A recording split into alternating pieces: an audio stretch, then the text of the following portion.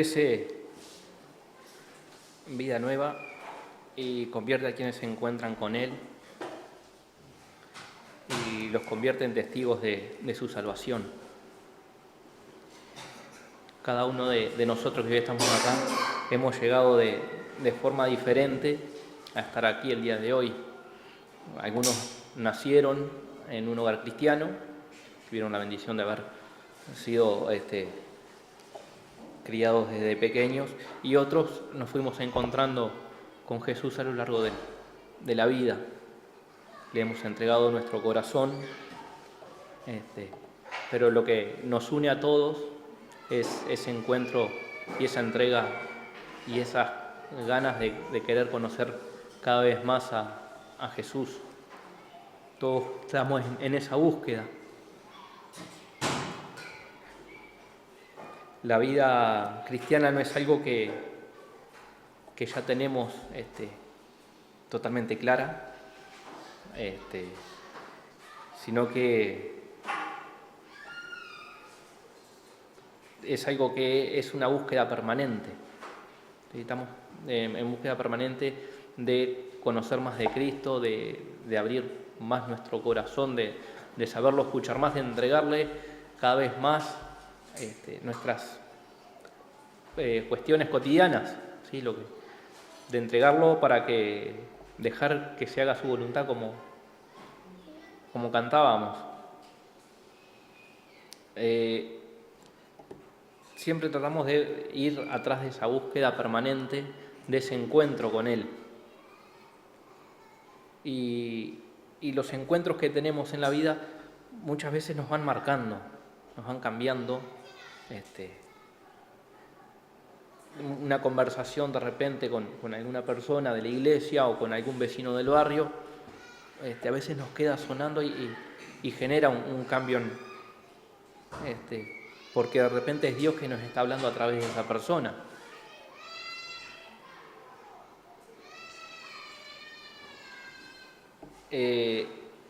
Encontramos en los evangelios hay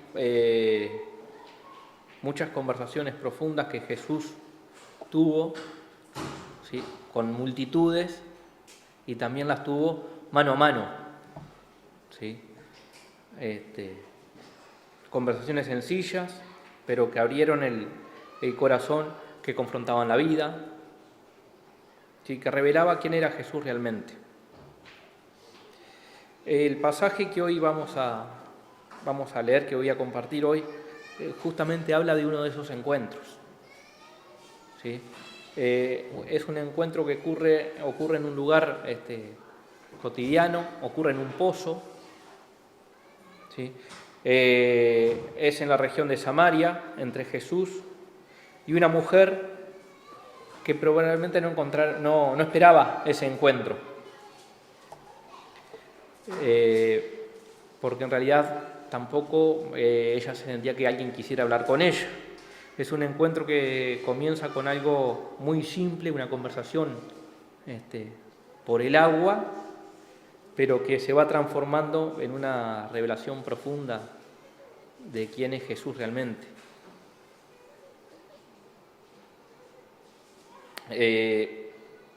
Y sobre lo que Dios puede hacer en la vida de las personas.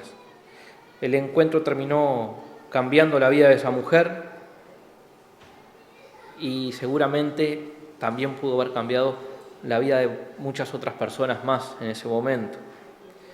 Hoy el pasaje que vamos a estar leyendo es el Evangelio de Juan, en el capítulo 4. ¿Sí? Vamos a leer desde el versículo 1 en adelante. El pasaje es Jesús y la mujer samaritana. Yo le pedía a Melba si ella podía, por favor, leer el pasaje. Bien, leemos entonces capítulo 4 del Evangelio de Juan. Cuando pues el Señor entendió que los fariseos habían oído decir: Jesús hace y bautiza más discípulos que Juan, aunque Jesús no bautizaba, sino sus discípulos. salió de Judea y se fue otra vez a Galilea, y le era necesario pasar por Samaria. Vino pues a una ciudad de Samaria llamada Sicar, junto a la heredad que Jacob dio a su hijo José. Y estaba allí el pozo de Jacob. Entonces Jesús, cansado del camino, se sentó así junto al pozo. Era como la hora sexta. Vino una mujer de Samaria a sacar agua. Y Jesús le dijo: dame de beber, pues sus discípulos habían ido a la ciudad a comprar de comer. La mujer samaritana le dijo: ¿cómo tú, siendo judío, me pides a mí de beber, que soy mujer samaritana? Porque Jesús y samaritanos no se tratan, porque judíos y samaritanos no se tratan entre sí. Respondió Jesús y le dijo: si conocieras el don de Dios y quién es el que te dice dame de beber, tú le pedirías y él te daría agua viva. La mujer le dijo: Señor, no tienes con qué sacarla y el pozo es hondo. ¿De dónde, pues, tienes el agua viva? ¿Acaso eres tú mayor que nuestro padre Jacob, que nos dio este pozo, del cual bebieron él, sus hijos y sus ganados? Respondió Jesús y le dijo: cualquiera que bebiere de esta agua volverá a tener sed. Mas el que bebiere del agua que yo le daré, no tendrá sed jamás, sino que el agua que yo le daré será en él una fuente de agua que salte para vida eterna. La mujer le dijo: Señor, dame esa agua para que no tenga yo sed, ni venga aquí a sacarla. Jesús le dijo: ve, llama a tu marido y ven acá. Respondió la mujer y dijo: no tengo marido. Jesús le dijo: bien has dicho, no tengo marido, porque 5 maridos has tenido y el que ahora tienes no es tu marido. Esto has dicho con verdad. Le dijo la mujer: Señor, me parece que tú eres profeta. Nuestros padres adoraron en este monte y vosotros decís que en Jerusalén es el lugar donde se debe adorar. Jesús le dijo: mujer, créeme que la hora viene cuando ni en este monte ni en Jerusalén adoraréis al Padre. Vosotros adoráis lo que no sabéis, nosotros adoramos lo que sabemos, porque la salvación viene de los judíos. Mas la hora viene, y ahora es, cuando los verdaderos adoradores adorarán al Padre en espíritu y en verdad, porque también el Padre tales adoradores busca que le adoren. Dios es espíritu, y los que le adoran en espíritu y en verdad es necesario que adoren. Le dijo la mujer: sé que ha de venir el Mesías, llamado el Cristo. Cuando Él venga nos declarará todas las cosas. Jesús le dijo: yo soy el que habla contigo. En esto vinieron sus discípulos y se maravillaron de que hablaba con una mujer. Sin embargo, ninguno dijo: ¿qué preguntas o qué hablas con ella? Entonces la mujer dejó su cántaro y fue a la ciudad y dijo a los hombres: venid, ved a un hombre que me ha dicho todo cuanto he hecho. ¿No será este el Cristo? Entonces salieron de la ciudad y vinieron a él. Entretanto los discípulos le rogaban diciendo: Rabí, come. Y él dijo: yo tengo una comida que comer que vosotros no sabéis. Entonces los discípulos decían unos a otros: ¿le habrá traído alguien de comer? Jesús le dijo: mi comida es que haga la voluntad del que me envió y que acabe su obra. ¿No decís vosotros: aún falta 4 meses para que llegue la siega? He aquí os digo: alzad vuestros ojos y mirad los campos, porque ya están blancos para la siega. Y el que siega recibe salario y recoge fruto para vida eterna, para que el que siembra goce juntamente con el que siega. Porque en esto es verdadero el dicho: uno es el que siembra y otro es el que siega. Yo os he enviado a segar lo que vosotros no labrasteis. Otros labraron y vosotros habéis entrado en sus labores. Y muchos de los samaritanos de aquella ciudad creyeron en él por la palabra de la mujer, que daba testimonio diciendo: me dijo todo lo que he hecho. Entonces vinieron los samaritanos a él y le rogaron que se quedase con ellos. Y se quedó allí 2 días. Y creyeron muchos más por la palabra de él. Y decían a la mujer: ya no creemos solamente por tu dicho, porque nosotros mismos hemos oído y sabemos que verdaderamente este es el Salvador del mundo, el Cristo. Gracias, Melba. Bueno, el episodio ocurre después del ministerio que inicia Jesús en Judea. En el capítulo anterior, en el capítulo 3, Jesús había estado hablando con Nicodemo, otra conversación que había tenido personal, mano a mano, que había sido con Nicodemo un tiempo antes de de continuar con su ministerio. En este momento del relato del Evangelio de Juan se menciona que el ministerio de Jesús estaba ganando atención incluso más que el de Juan el Bautista. Esto provoca un cambio de escenario. Jesús deja Judea porque está llamando demasiado la atención y regresa a Galilea. El tema ahí, que para ir de Judea hasta Galilea tenían que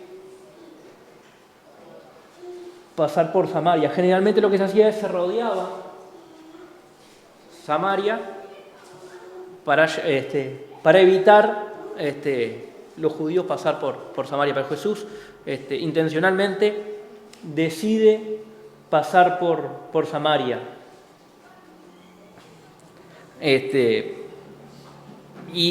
Acá vemos por qué. Tenía un encuentro particular. Es un encuentro significativo que va a tener Jesús, ¿sí?, que revela quién es y cuál es su misión. El relato comienza diciendo que debía pasar por Samaria. En el Evangelio se usa la expresión era necesario. O sea que ya es un mandato que él tiene de pasar por ahí. No era solo geográficamente, sino que ya teológicamente él ya tenía que pasar por ahí, él tenía que ir a ese lugar. El ministerio de Jesús también incluye a quienes están fuera de los límites religiosos tradicionales.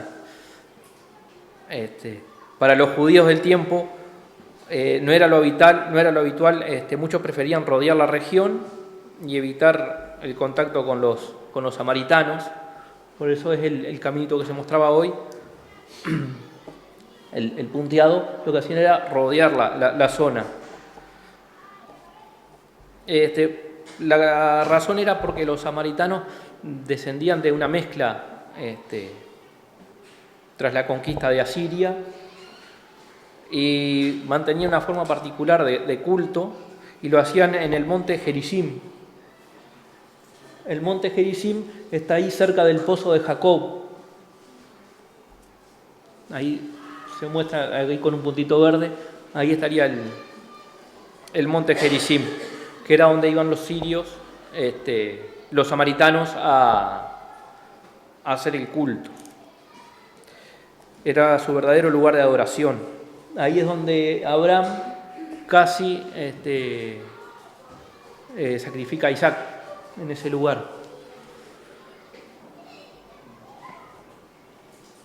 Bien. Vino pues a una ciudad de Samaria llamada Sicar, junto a la heredad que Jacob dio a su hijo José. ¿Sí? Era la tierra que Jacob había dado a José. ¿Sí? Y Jesús llega a una ciudad samaritana cerca de la tierra de Jacob. Allí estaba el pozo, un lugar con fuerte significado histórico para los samaritanos y para la tradición israelita.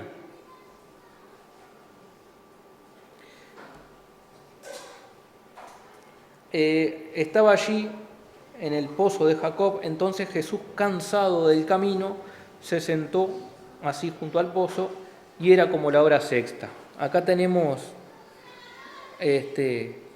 un detalle bastante humano de Jesús, que estaba cansado.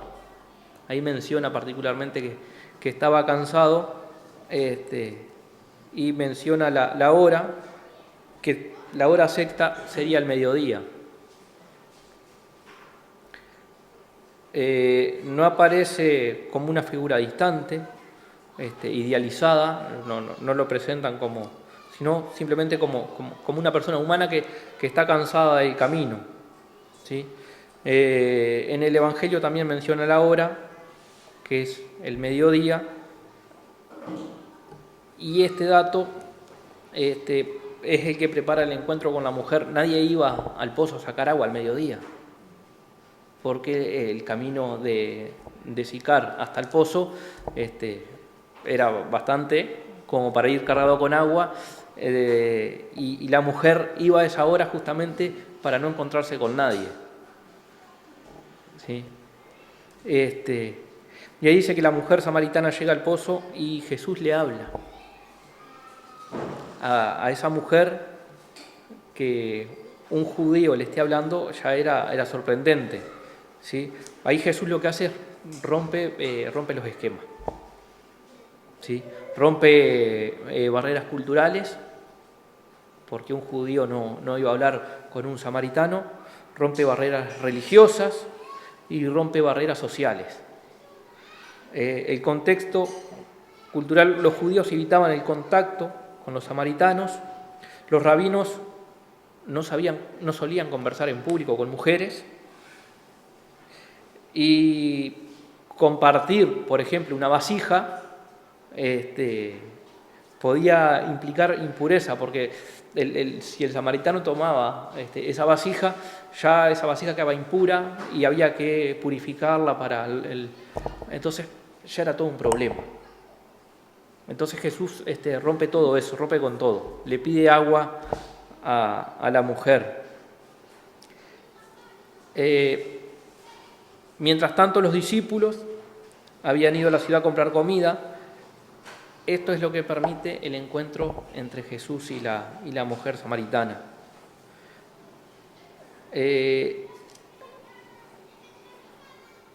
No somos nosotros quienes buscamos a Dios. En realidad siempre es Dios quien nos viene a buscar primero. Es Dios quien se acerca a nosotros, estar nosotros, tener nuestro corazón dispuesto a escucharlo y a recibirlo. Y eso es lo que sucede acá. Es Él que va en búsqueda de la mujer. En el lugar preciso, en la hora precisa, Él va a encuentro de esa mujer. En el versículo 9 dice que la mujer samaritana le dijo: ¿cómo tú, siendo judío, me pides a mí de beber, que soy una mujer samaritana? Porque judíos y samaritanos no se tratan entre sí. La mujer se sorprende. Los judíos y los samaritanos, estábamos hablando de que no se relacionan. Acá en este versículo hay un trasfondo de tensión entre ambos grupos, ¿sí? Y también muestra que la mujer inmediatamente percibe lo inusual de la situación. Se sorprende y digo: ¿cómo me está hablando este judío a mí? Primero que soy mujer, después que soy samaritana. Entonces quedó ahí como sorprendida. Y Jesús responde a la sorpresa de la mujer, introduciendo dos conceptos claves: el don de Dios, que apunta a la salvación, y a la vida que Dios ofrece por medio de Cristo. Y el agua viva, en el contexto bíblico, suele referirse al agua corriente o fresca. El agua viva es el agua que brota, ¿sí? Pero Jesús lo usa en este caso de forma simbólica para hablar de la vida espiritual, ¿sí? Esto lo hace en el versículo 10. Jesús responde y le dice: si conocieras el don de Dios y quién es el que te dice dame de beber, tú le pedirías a él que te diera agua viva, ¿sí? La mujer responde desde una comprensión literal, ¿sí? No comprende la metáfora que está usando Jesús. Interpreta literalmente lo que le dice. Jesús, la mujer observa que Jesús no tiene con qué sacar agua, nota que el pozo es profundo y es un malentendido literal que abre la puerta a una enseñanza espiritual más profunda de Jesús. Ella sigue pensando en el agua física mientras Jesús habla de una realidad espiritual. Luego en el versículo 12 dice: ¿acaso tú eres mayor que nuestro padre Jacob, que nos dio de este pozo del cual bebieron él, sus hijos y sus ganados? La mujer menciona a Jacob, quien según la tradición había dado el pozo a sus hijos. Y la pregunta que plantea es importante. Si Jesús es mayor que Jacob,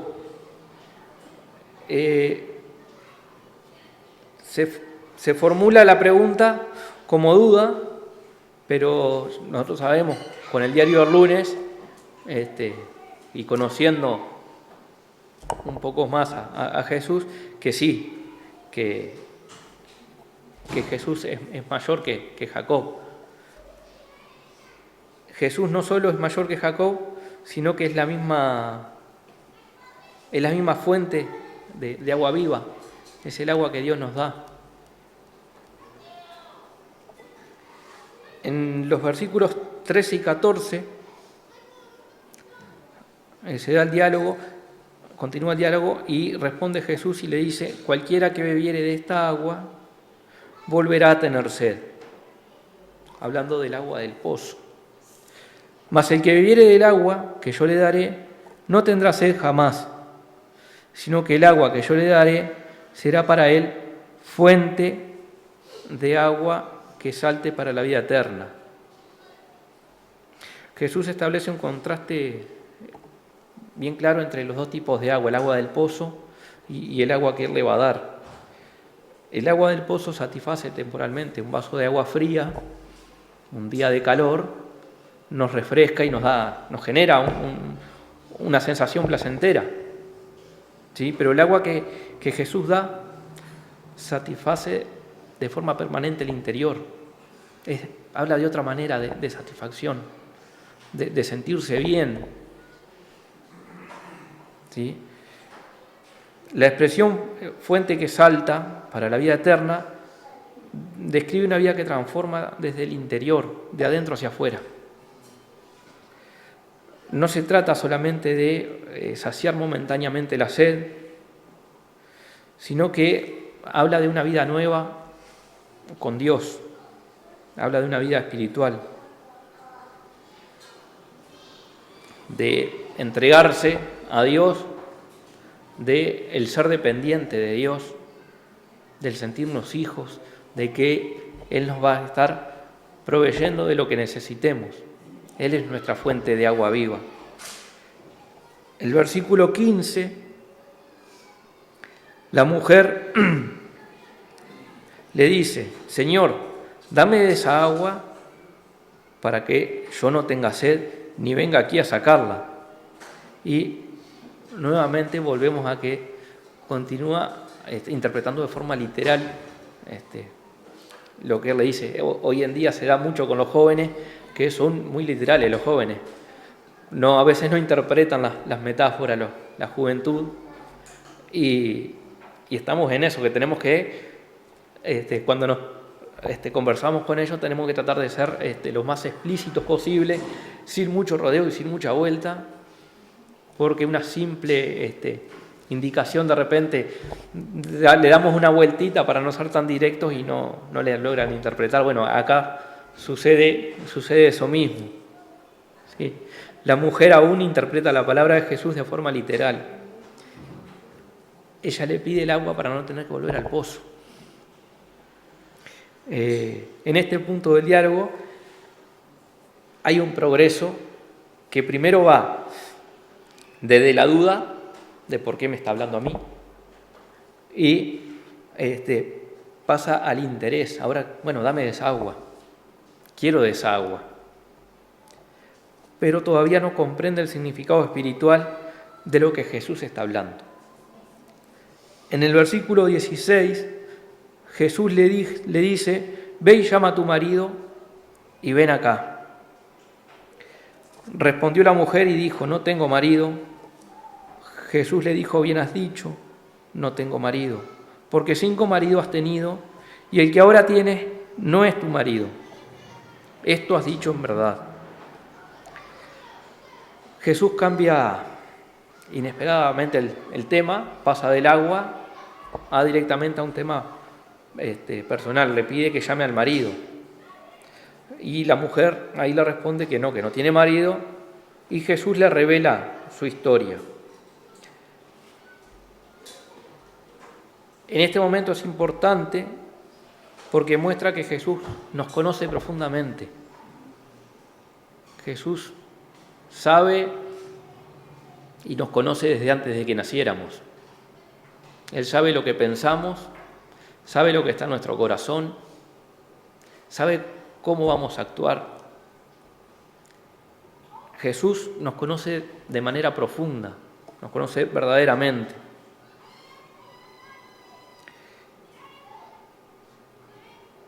Y este diálogo es personal y se da mano a mano porque no es una humillación pública, no la está exponiendo delante de nadie, es un diálogo personal donde confronta a la mujer con su verdad.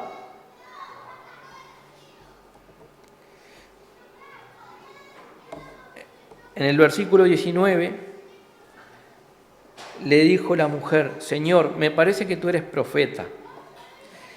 Y la reacción de la mujer es coherente con lo que está pasando porque lo reconoce a Jesús como profeta. ¿Sí? La percepción que tenía empieza a cambiar. Alguien que al principio lo veía como un simple judío, ahora lo está reconociendo como una autoridad espiritual. Y ahí es cuando comienza a desenredarse y ella comienza a comprender quién realmente es Jesús.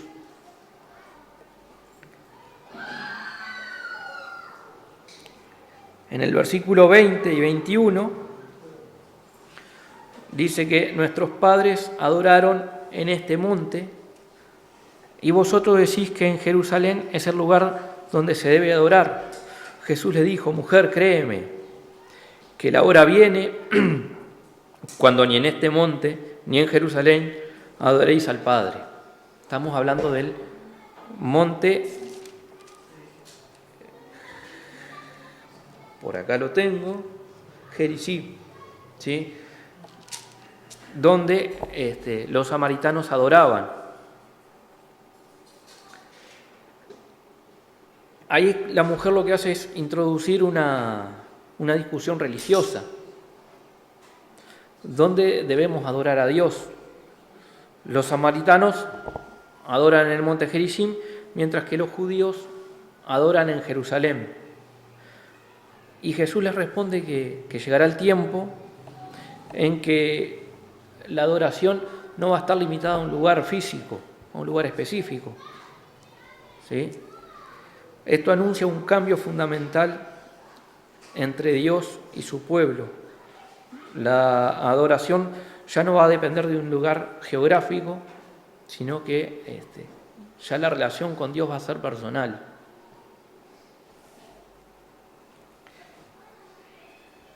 El versículo 22 y 23 dice, vosotros adoráis lo que no sabéis. Nosotros adoramos lo que sabemos, porque la salvación viene de los judíos. Mas la hora viene, y ahora es cuando los verdaderos adoradores adorarán al Padre en espíritu y en verdad, porque también el Padre tales adoradores busca que le adoren. ¿Sí? Jesús reconoce que la salvación viene de los judíos, recordando que el plan redentor de Dios se desarrolló dentro de Israel, dentro de la historia de Israel. Pero inmediatamente introduce una nueva verdad, hablando de los verdaderos adoradores, ¿sí?, que van a adorar al Padre en espíritu y en verdad, desde el corazón. Esto significa que la verdadera adoración no define un lugar, sino una relación auténtica con Dios. No estamos hablando de repetir palabras vacías o de venir y sentarme y aparentar, sino que está hablando desde el corazón, desde esa dependencia que hablábamos, de adorarlo de verdad. No de estar repitiendo frases y repitiendo versículos, sino que vivirlos, sentirlos, hacerlos carne, sentirlos de verdad profundamente. De eso es lo que está hablando acá. Dios es en espíritu,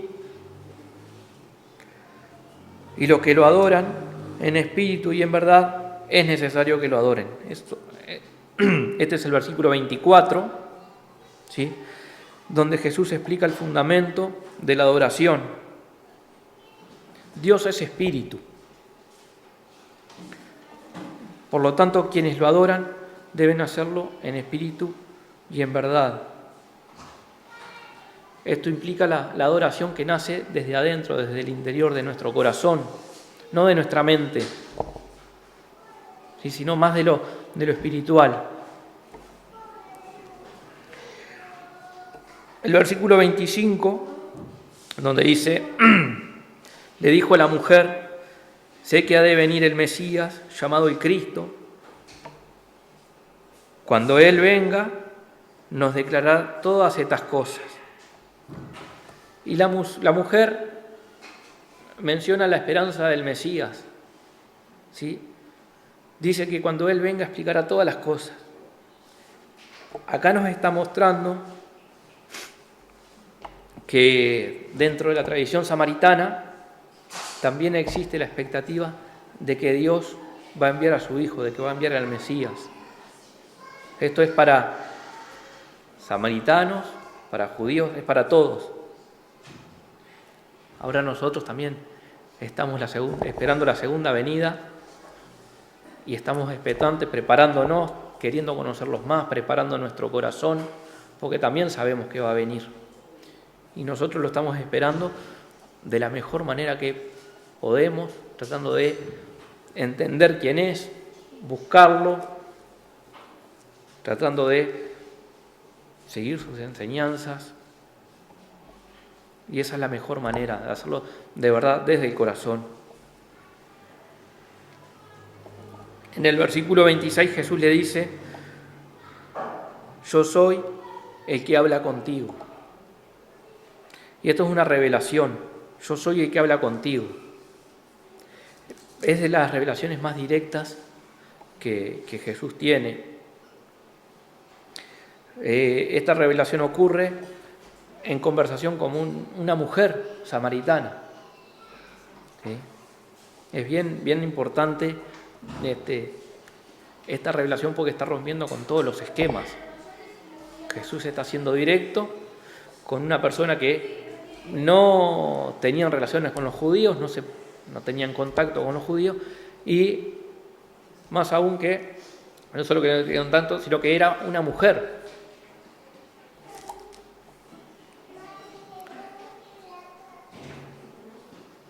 El ministerio de Jesús es impactante en nuestra vida, fue impactante con los que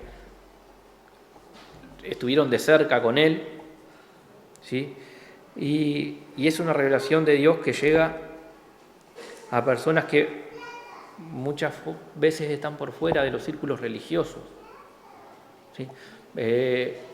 Lo hizo cuando se sentó a comer con los publicanos en la casa de Mateo, y de forma permanente siempre se estuvo acercando a personas que no eran del ámbito religioso, sino más bien que él siempre dijo, está escrito, que Jesús vino a salvar a los enfermos, no a los sanos. ¿Sí? Los enfermos son los que necesitan un doctor, no son los que están sanos. Entonces, el trabajo, el ministerio de Jesús es justamente ahí. Es con las personas que más lo necesitaban. En el versículo 27 menciona que vienen los discípulos, ¿sí? Los discípulos regresan y se encuentran con Jesús conversando con la mujer samaritana. ¿Qué problema?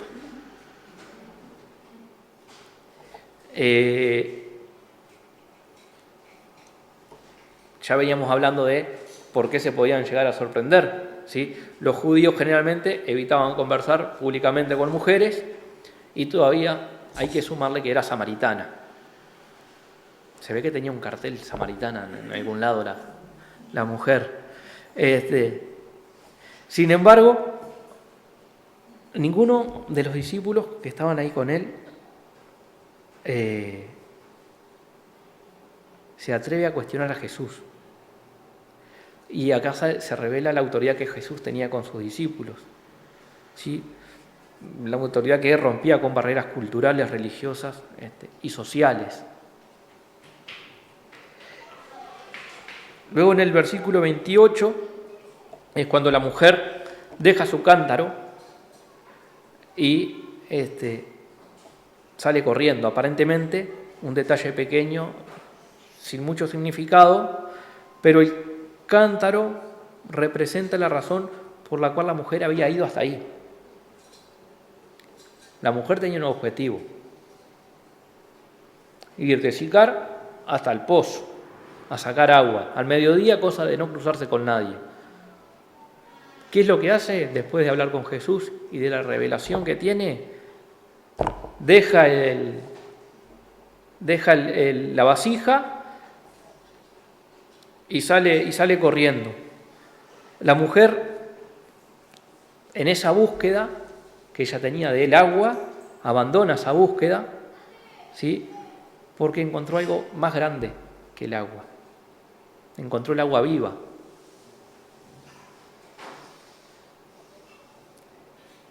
Y se va corriendo a la ciudad. Y en el siguiente versículo, no solo que se va corriendo a la ciudad, sino que el versículo 29 nos relata que comienza a anunciar a Jesús. Dejó todo y se fue corriendo a anunciar que se había encontrado con alguien que sabía todo lo que había hecho. Sabía que había tenido 5 maridos, que el que tenía ahora no era el marido, sabía todo. Y fue algo sencillo, no fue algo elaborado, sino que expresa tal cual lo vivió ella. ¿No será el Cristo? Esta persona que yo me encontré en el pozo, ¿no será el Cristo? Y los invitaba a todos los samaritanos a que fueran a verlo por ellos mismos. Y capaz que es un ejemplo temprano de un testimonio misionero, de abandonar todo, de dejar todo y salir a anunciar a Jesús, salir a dar la buena noticia. En el versículo 30 dice que la reacción de la gente del pueblo es inmediata. Salen de la ciudad y se dirigen hacia Jesús. Y este es el impacto del testimonio sencillo de una persona que no utilizó palabras rebuscadas ni grandes metáforas, nada. Él sabe lo que yo hice. Para mí, que es el Cristo. Vamos a verlo. Bien concreto, bien sencillo. Y el impacto de ese testimonio lo que hace es que repercute tanto en los ciudadanos que, atrae a los samaritanos hacia Cristo. En el versículo del 31 al 33 volvemos a donde estaba Jesús con sus discípulos y los discípulos habían ido a buscar comida. Volvieron con la comida y le insisten a Jesús, bueno, comé algo, tenés que comer. Pero Jesús en ese momento le responde, tengo una comida que ustedes no conocen. Y pasa lo mismo, los discípulos interpretan de forma literal también lo que Jesús le dice y piensan que alguien les llevó comida. Capaz que la samaritana o vaya a saber quién fue y le dejó comida. Por eso no quiere comer. En el versículo 34, Jesús explica el significado de su comida, que su alimento es hacer la voluntad de Dios y completar su obra. Eso es lo que lo alimenta a Él. Es la motivación profunda del ministerio de Jesús. Es la misión de Dios que lo sostiene y dirige su vida. Desde el versículo 35 al 36,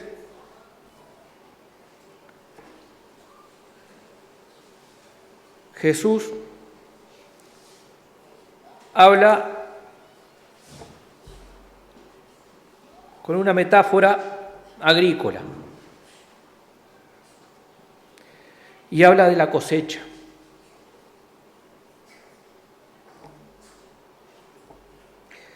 ¿No decís vosotros que aún faltan 4 meses para que llegue la siega? He aquí os digo, alzad vuestros ojos y mirad los campos, porque ya están blancos para la siega. Ya están blancos para la siega. Y los discípulos ahí piensan en el calendario agrícola. 4 meses hasta la cosecha, que era lo que faltaba. Entonces, en ese momento, a lo que Jesús se refería, muy probablemente, sea a los samaritanos que se venían a ver quién era la persona que había estado hablando con la samaritana. Ahí es cuando habla que los campos ya están listos para la siega.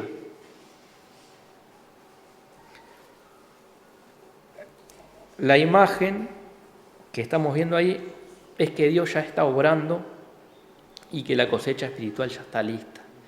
Ahí tienen, en esa horda de gente que viene subiendo, tienen un montón de trabajo. Porque van a venir muchas preguntas, van a venir a escuchar. Del versículo 37 al 38, ¿sí? Jesús explica el principio del trabajo misionero. Uno siembra y otro cosecha.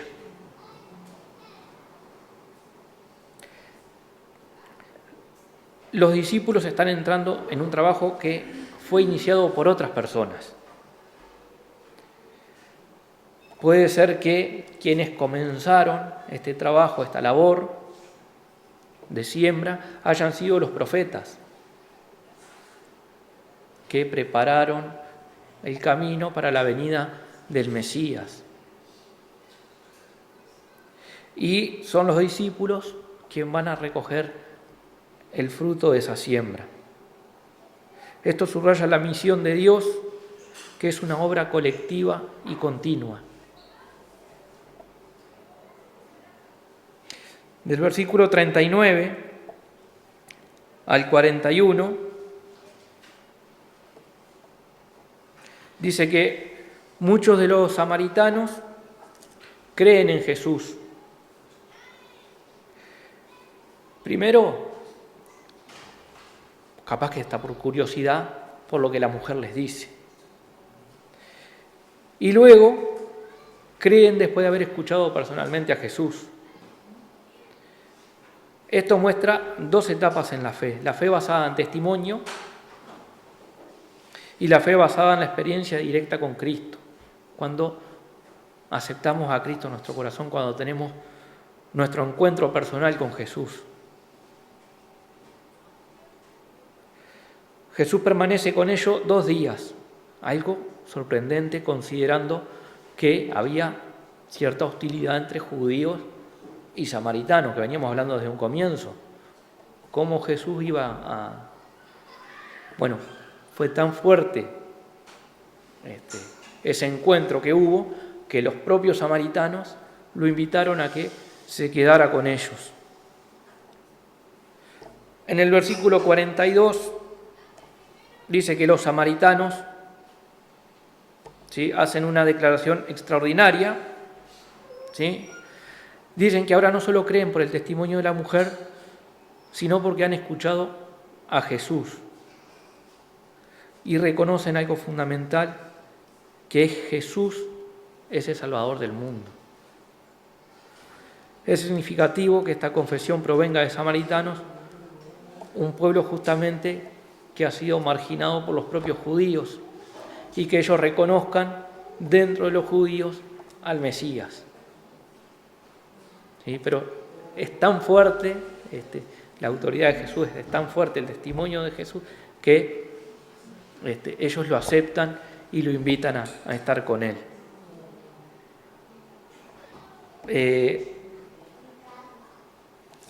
Este pasaje nos recuerda que Cristo está cerca de las personas, está cerca de nosotros, somos nosotros que tenemos que dejarlo entrar.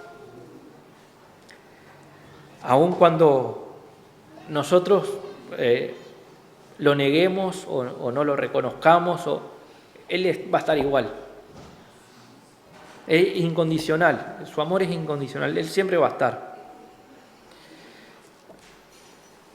Segundo, nos recuerda que solo Jesús puede satisfacer la sed espiritual del corazón. Solo en Jesús podemos tener esa plenitud, esa paz interior. Es Él quien nos da la paz verdadera en nuestro corazón. Y tercero, nos muestra que una vida que transformada por Cristo puede convertirse en testimonio para los demás.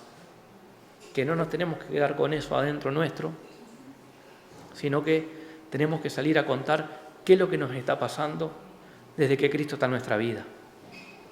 Cómo Cristo nos transforma, cómo nos cambia, cómo nos conoce, que es Él el único que nos puede salvar, que es Él en el único que tenemos que depender.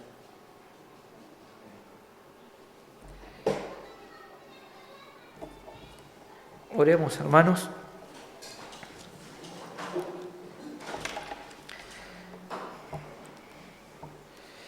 Gracias, Señor, Dios Padre Todopoderoso, nuestro Creador del cielo y de la tierra. Gracias, Señor, por tu amor infinito. Gracias por tu misericordia, Señor. Gracias por estar siempre presente, Señor, en nuestras vidas. Gracias por haberte acercado a nosotros, Señor. Gracias por enseñarnos a abrirte nuestro corazón. Gracias por habernos dejado tu palabra, Señor, para poder seguir buscando, para seguir aprendiendo de vos. Gracias por habernos dejado un ejemplo de vida, un ejemplo de salvación. Gracias, Señor, porque aún sin merecerlo, Señor, vos te entregaste todo por nosotros, Padre. Gracias, Señor, por hacernos tus hijos, por permitirnos adorarte, alabar tu nombre, Señor, en comunidad y hacerlo de forma libre. Gracias, Señor, porque vos siempre estás pendiente de lo que necesitamos y nos estás proveyendo de forma permanente, Señor. Gracias, Señor.